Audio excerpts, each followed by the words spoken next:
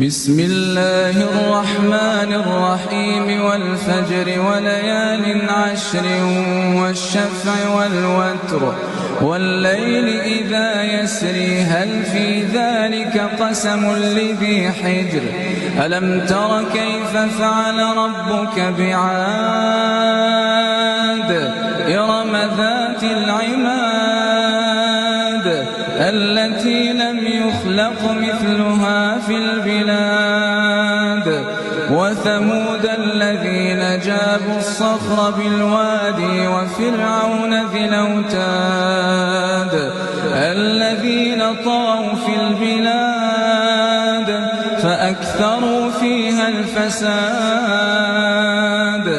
فصب عليهم ربك سوط عذاب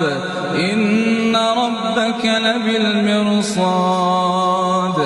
فأما الإنسان إذا ما ابتلاه ربه فأكرمه ونعمه فيقول ربي أكرمن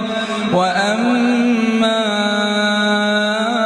إذا ما ابتلاه فقدر عليه رزقه فيقول ربي أهانني كلا